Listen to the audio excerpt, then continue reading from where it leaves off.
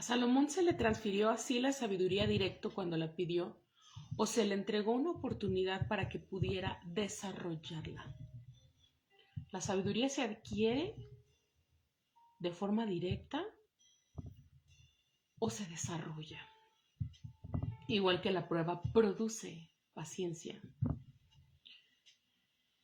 Es una duda que tiene que surgir sí o sí de leer Eclesiastés, sobre todo con la responsabilidad de haber asumido esta puerta de interpretación que estamos tomando desde Proyecto Hermes. Es imposible no hacerse esta pregunta. La sabiduría que se le otorga al predicador, que está pidiendo algo que él calcula que no es vano, ni es superficial, ni trae demasiados efectos secundarios. Y entonces piensa, imagínatelo, está pensando, ¿qué puedo pedir que en realidad se sostenga, que no sea superficial, que dinero, fama, fortuna, éxito, invulnerabilidad, sabiduría? La sabiduría es algo que perdura, la sabiduría es algo que preserva la vida, la sabiduría es algo que finalmente te guía donde no tienes todas las herramientas o todo el conocimiento o toda la historia. Sabiduría es algo que produce. Sabiduría debe ser algo con lo que Dios podría sentirse halagado y placido de ver que pido sabiduría.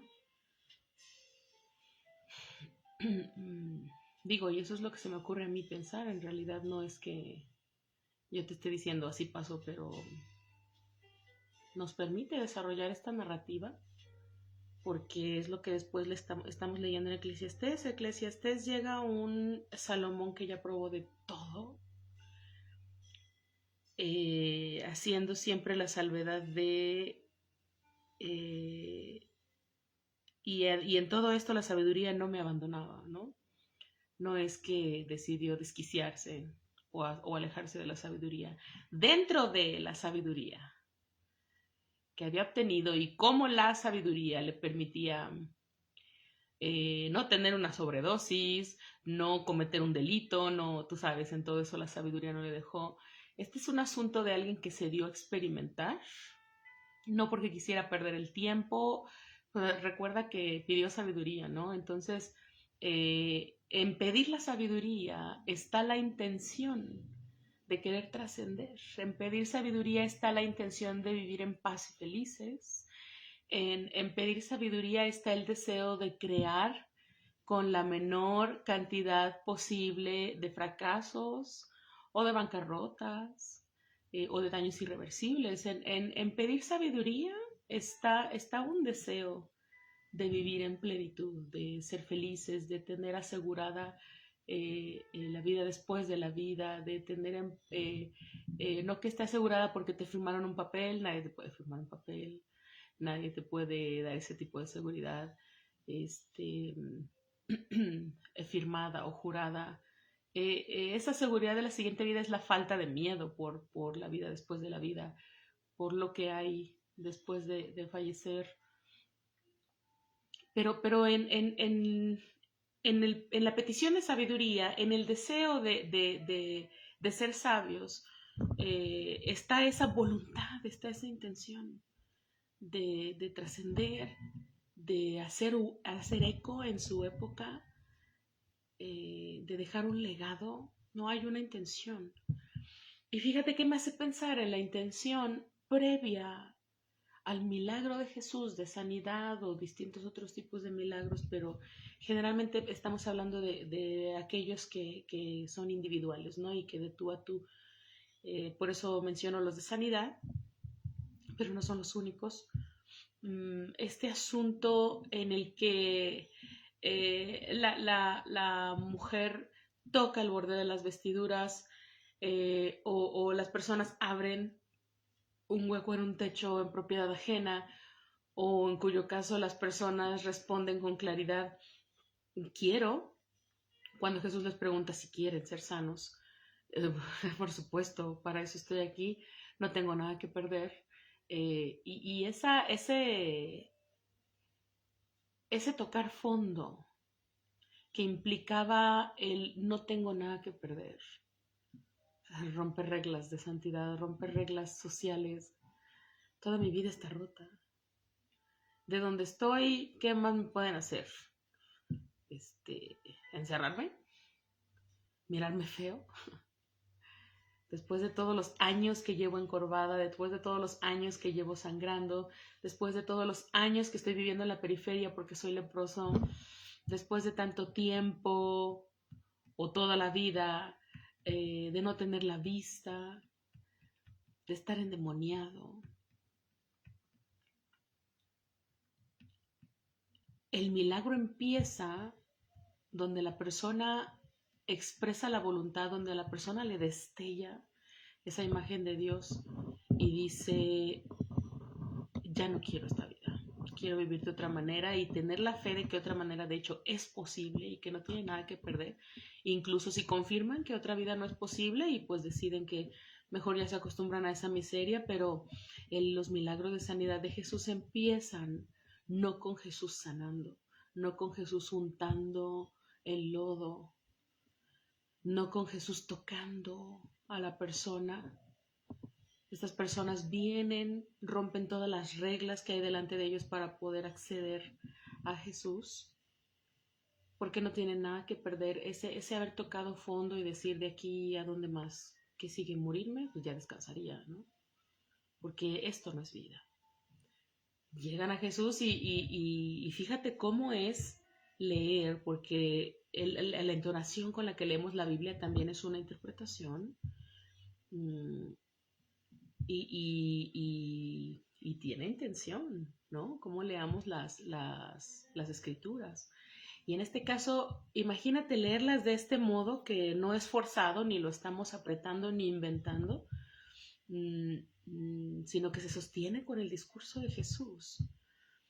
Este asunto de que lleguen y rompan todas las reglas que hay delante de ellos para poder acercarse a Jesús y pedir su milagro.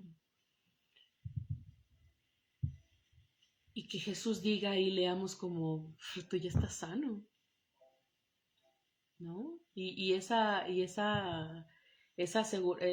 seguridad de esta enfermedad no te hacía pecadora, esta enfermedad no te hacía pecador, pero como todo mundo está en el viaje de que si te está yendo mal eres pecador, pues nada más por eso, ¿no? Que te escuchen, que escuchen cómo se te declara tus pecados te son perdonados, ¿no? Pero ni siquiera como diciendo te perdono tus pecados, sino fíjate la voz pasiva, ajá. Si vamos a entrarle a la intención del texto también y hay oportunidad de unirlo a nuestra forma de interpretar el texto en Proyecto Hermes, es una voz pasiva, tus pecados te son perdonados. No te perdono tus pecados, ¿no? Pero lo segundo es lo que escuchan sus enemigos, ¿sí son las contrapartes? ¿Quién es este que perdona pecados, no? Yo no escuché que dijera, te perdono. Esa declaración en público de tus pecados te son perdonados, de lo que estás pidiendo ya está hecho, tú te has sacado de ahí. Tú te sacaste de ahí. Y qué bueno que puedas reconocer el apoyo de tu red de seguridad, que puede estar formada por familia, por amistades, por aliados y aliadas, que no necesariamente tienen un vínculo afectivo contigo, pero que están a tu servicio, o con los que puedes contactar, ¿no? Porque hay mucha atención psicológica, pero hay alguien con quien tú ya viste que hay resultados, con quien tú ya combinaste bien para tu proceso terapéutico. Pero hay alguien en particular, ¿no? Y hay muchos tipos de ayuda. existentes, pero al alcance hay ciertos, eso es tu red de apoyo también. Y tú la activas en cuanto haces esa llamada con las personas que están contigo por vínculo afectivo o las que no tenemos un vínculo afectivo contigo, pero somos potencialmente parte de tu red de apoyo que siempre está cambiando y siempre hay personas saliendo y siempre hay personas entrando, ¿no? El asunto es que tengas la conciencia de esa red de apoyo, de cómo eres parte también de otras redes de apoyo, ¿no? Pero bueno, en ese sentido, que le damos a la lectura de Jesús respondiendo a la petición de milagro y decirles, lo empezaste, ¿no? Lo iniciaste tú. Hay un momento en el que, o hay un punto en el que efectivamente estamos solos y solas cuando atravesamos momentos difíciles.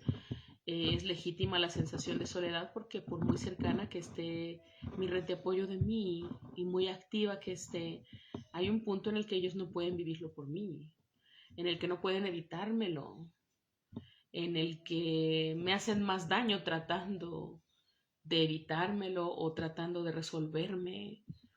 Mm, mm, para bien y para mal, porque también imagínate estar tratando de resolverle a un amigo, pero como, como los visitantes de Job, imagínate, ¿no?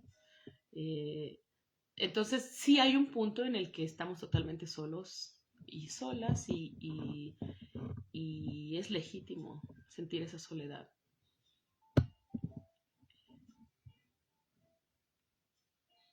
Así que tenemos delante de nosotros un predicador, una persona que ha pedido sabiduría, porque tiene la intención de vivir pleno y bien, y porque entiende que cree que la sabiduría y quizá en sus propios conceptos, ¿no?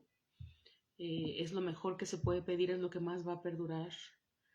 Le falta mucho barrio, como a todos nos ha faltado, nos está faltando, depende del nivel en el proceso, el nivel en el que estemos en nuestro proceso, en nuestro viaje de vida.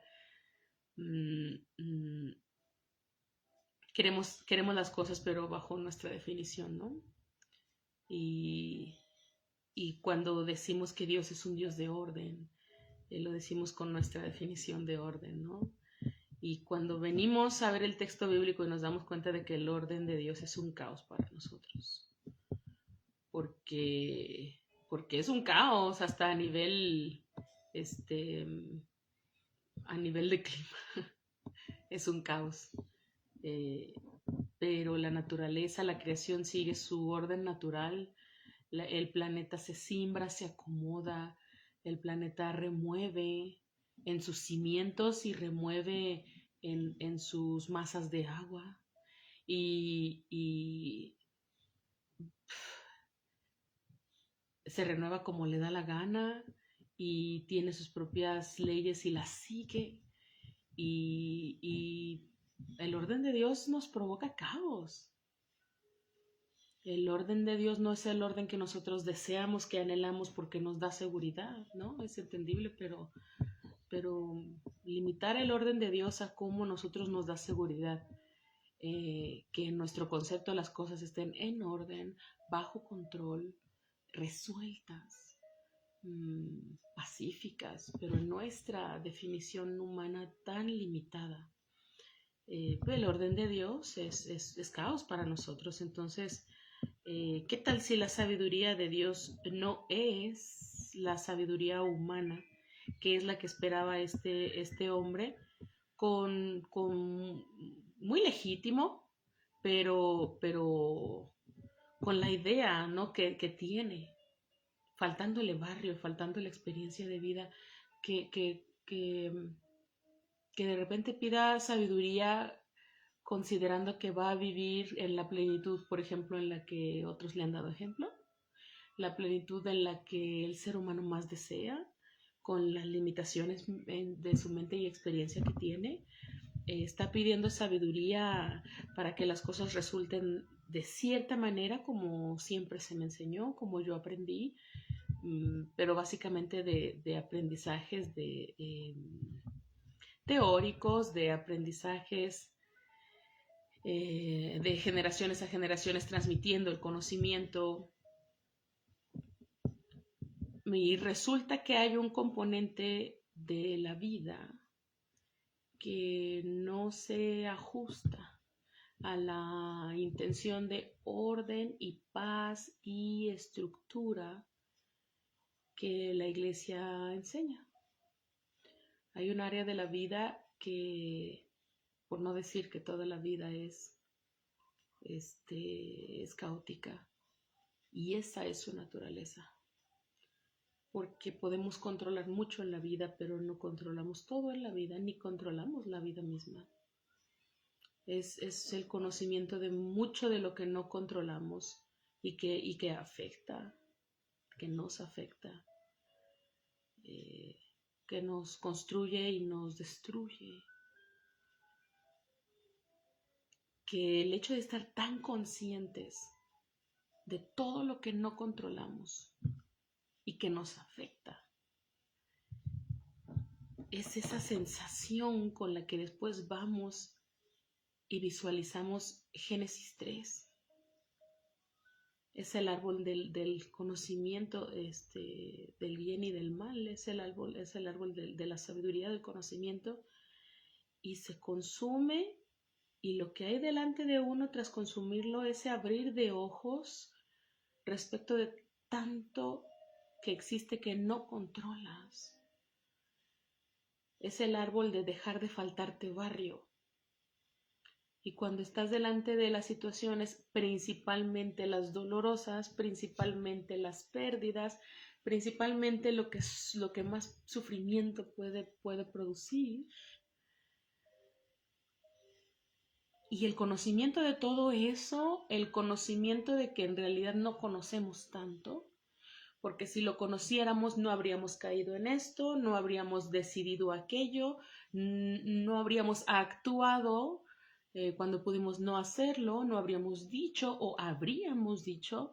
Así que estar frente a una crisis con todas esas expresiones que acabo de mencionar y más, es una cruda realidad. Es una cruda realidad todo lo que no sabemos y que pensamos que sabíamos. Todo lo que no controlamos y que pensábamos que controlábamos.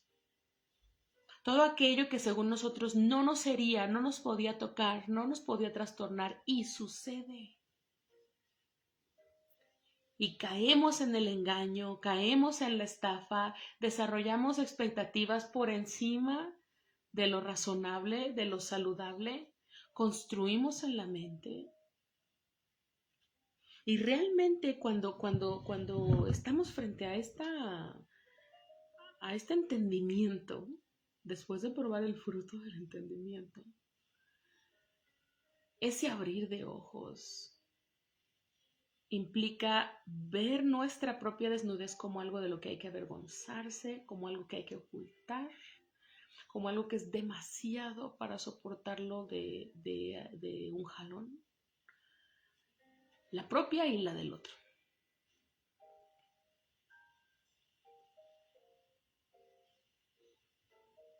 El conocimiento pesa, esa realización, ese entendimiento frente a nuestra pérdida, frente a nuestro duelo, frente a nuestra crisis, nuestro diagnóstico, nuestra situación familiar, económica, estar viendo ese paisaje, esa escena delante de ti y decir, no sé lo que pensé que sabía, no controlo lo que pensé que controlaba, no tengo lo que pensé que tenía, no es mío lo que pensé que era mío,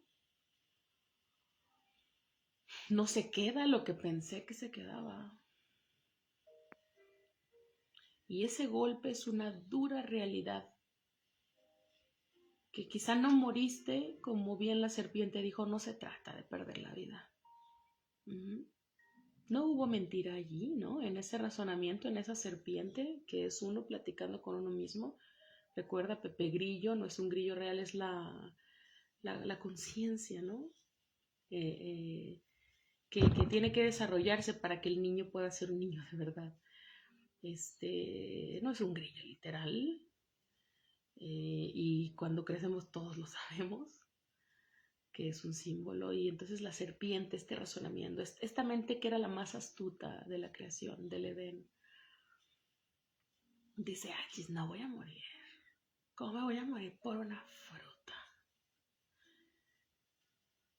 Pero entonces tiene ese conocimiento, está delante de su propia crisis, abre los ojos y dice, no me morí, pero se siente como muerte. Esta pérdida, este duelo, esta crisis del tipo que sea, este diagnóstico, este desastre natural, esta violencia irrumpiendo en mi casa. No estoy muerta, pero se siente como estarlo. Muerta en vida. Sí se siente como morirse.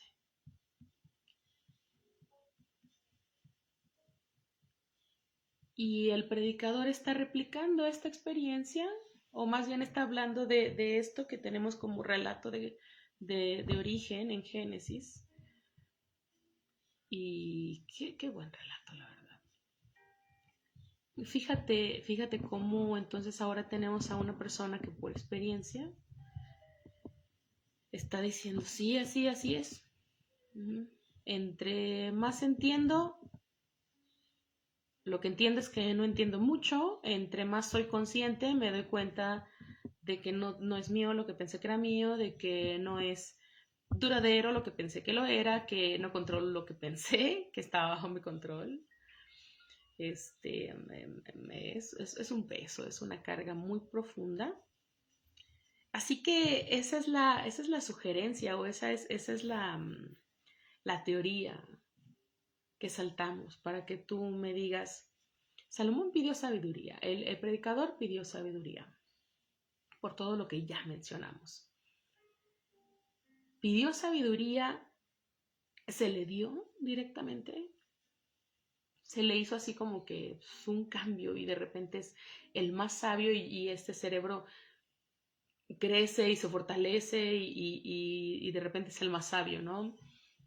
O la sabiduría no es algo que pueda darse así de forma directa, es algo que tiene que desarrollarse para que se considere sabiduría. Y no solo conocimiento, sabiduría y no solamente intelecto, sabiduría y no solamente raciocinio, sabiduría y no solamente sábelo todo, ¿no?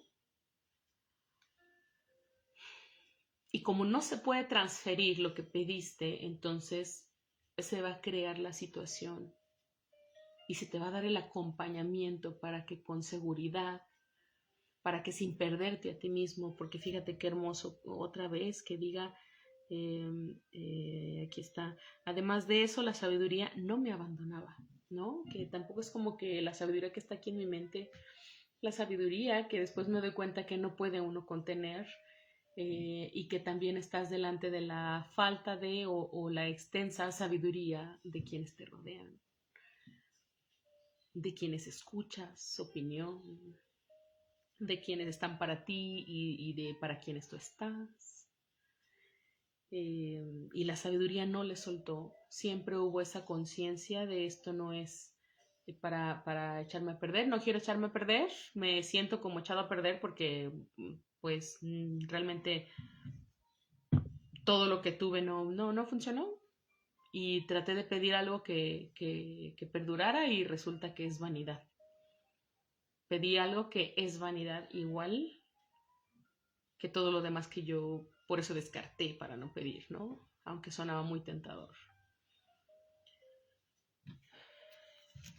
Eclesiastés 2 dice, también me dije a mí mismo, ahora voy a hacer la prueba divirtiéndome. Voy a darme una buena vida, pero hasta eso resultó vana ilusión. y concluí que la risa es locura y que el placer de nada sirve. Con mi mente bajo el control de la sabiduría quise probar el estímulo del vino, me entregué a él para saber si eso es lo que más le conviene al ser humano durante sus contados días en este mundo. Realicé grandes obras, me construí palacios, tuve mis propios viñedos, cultivé mis propios huertos, jardines y en ellos planté toda clase de árboles frutales. Construí represas de agua para regar los árboles plantados, compré esclavos y esclavas y aún tuve criados nacidos en mi casa. También tuve más vacas y ovejas que cualquiera otro antes de mí en Jerusalén. Junté montones de oro y plata, tesoros que antes fueron de otros reyes y de otras provincias. Tuve cantores y cantoras, placeres humanos y concubina tras concubina. Fui un gran personaje. Fíjate, primero todo lo que leemos es lo tuve todo, ¿no? Lo obtuve todo, todo.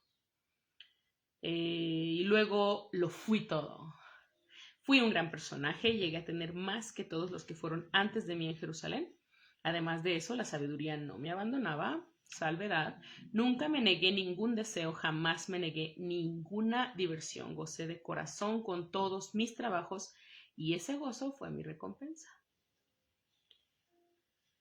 Me puse luego a considerar mis propias obras y el trabajo que me había costado realizarlas y me di cuenta de que todo era vana ilusión, un querer atrapar el viento y de que no hay nada de provecho en este mundo. En el versículo 12 ya agarra otro tono, no lo vamos a asumir porque no nos da el tiempo. Y esto es tan sabroso como para tratar de tragarlo nada más, ¿no? Así que nos va a tomar el tiempo que nos tenga que tomar.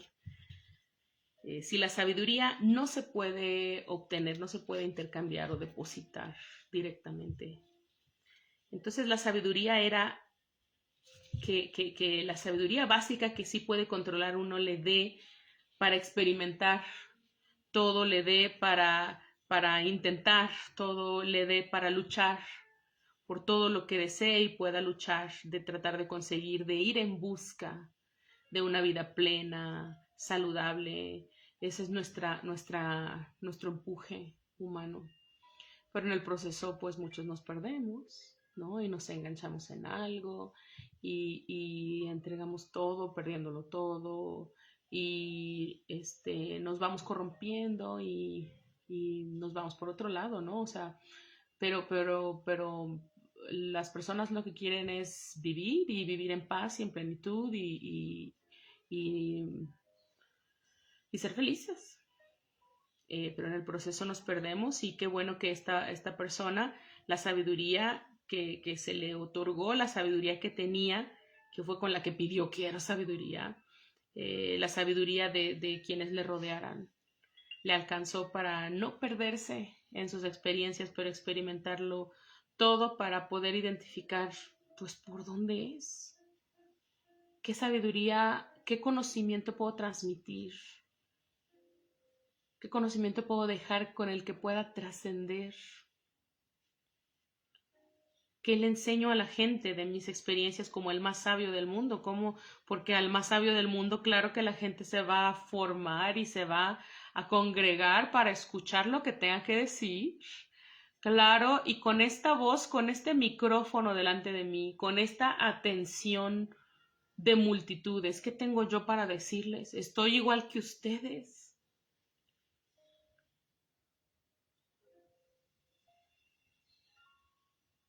Pidió sabiduría, ¿se le dio como una transferencia bancaria o se le extendió la oportunidad de desarrollarla? Y es así como el más sabio de los sabios encuentra el propósito, la humildad, la sabiduría pulida, tallada, obtenida, pero que nace de tocar fondo. Porque fíjate que entonces ahí la otra sugerencia es que pidió sabiduría porque es que desarrollarla uf, es una sufridera. Desarrollar la sabiduría es experimentar y sin anestesia. Desarrollar sabiduría es perder, es vivir duelos, es ver cómo la vida avanza fuera de nuestro control. que entonces, pues sí, la verdad es que querría saber todo esto saltándome el proceso de aprendizaje. Jesús suda su vida como gotas de sangre, suda su vida, mientras dice, no hay otra manera, pase de mí esta copa. ¿Realmente así es como tiene que ser para esto? ¿De esto se trataba? ¿En verdad necesitas esta violencia hasta la muerte? No hay otra forma, ¿no?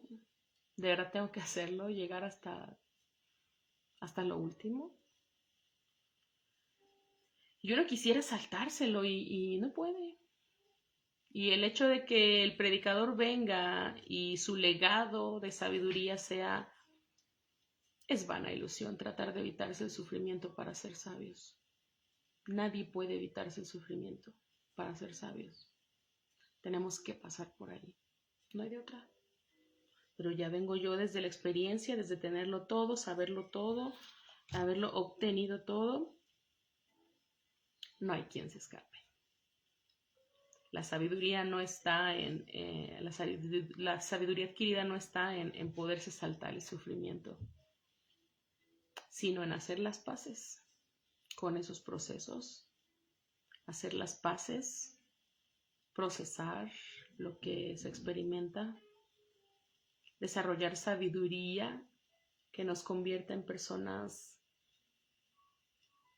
más saludables, en personas incluso más tiernas, en lugar de que la crisis logre amargarnos y logre sacar lo peor de nosotros, eh, y que la crisis logre secarnos, ¿no? Y marchitarnos. Nadie se puede escapar de esos procesos. La sabiduría no es poderse saltar el sufrimiento y ser capaz de evitar lo que en realidad es parte de la descripción de estar vivos. La sabiduría está eh, no en detener las aguas, sino en aprender a surfearlas, aprender a navegarlas. Y ese es conocimiento que tiene que desarrollarse. Así que, fíjate, no es la sabiduría que el predicador quería dejar a todo el mundo, no es la lista de proverbios que el predicador quería dar, porque pues no nada funciona como en proverbios. Así es como debería, pero no es que así sea. Su sabiduría es más visceral, la sabiduría que tiene para darnos, porque finalmente pues nos otorgó, nos legó Eclesiastés, ¿no? Y gracias por eso. Es mi libro favorito, es de mis libros favoritos. Pero es una sabiduría desarrollada, no es una sabiduría adquirida sin haber atravesado un proceso, muchos procesos, demasiados procesos que nos hacen pedirle, quítame ya la medalla de tu mejor guerrero.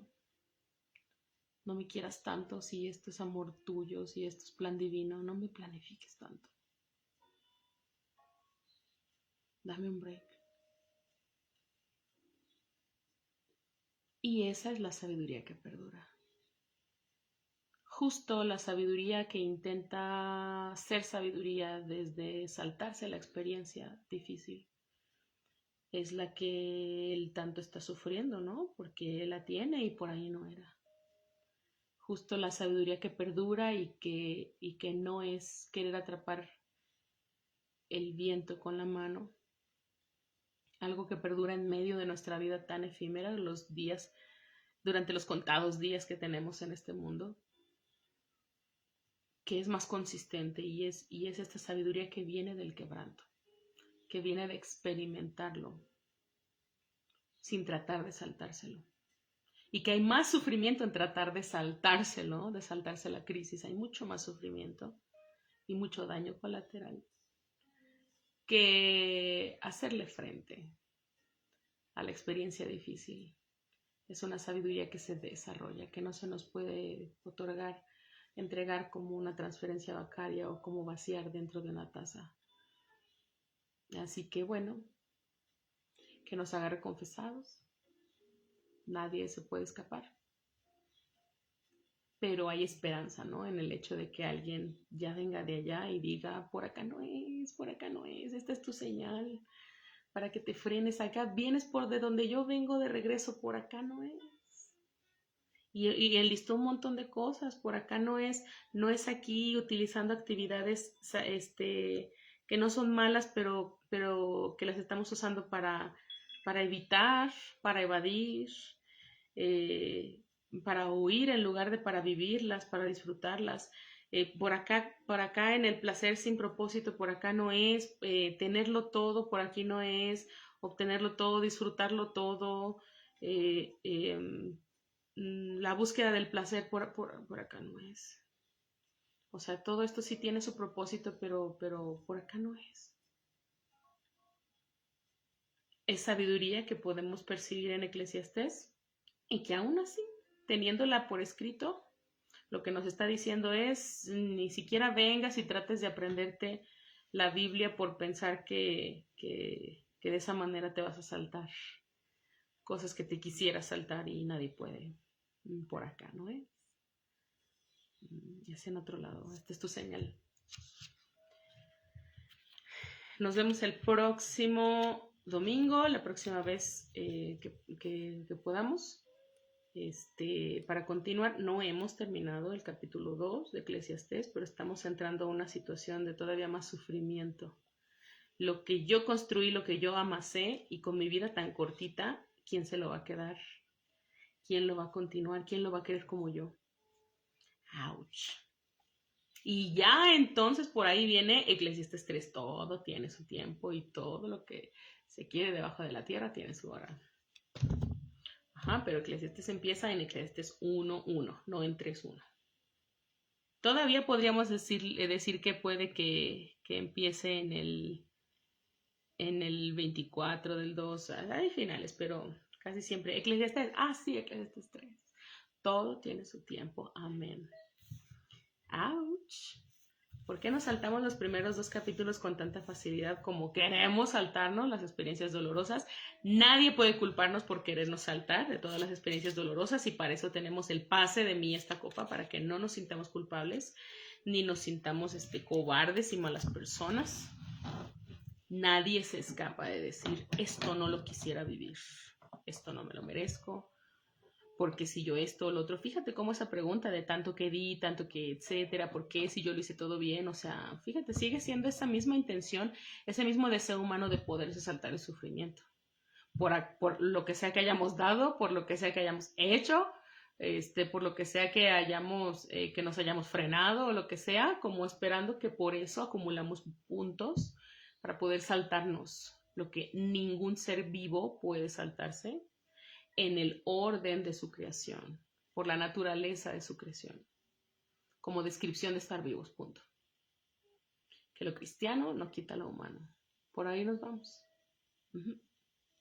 Nos vemos el próximo domingo. Muchas gracias. Sigan mandando sus peticiones de oración. Estamos al pendiente de ellas.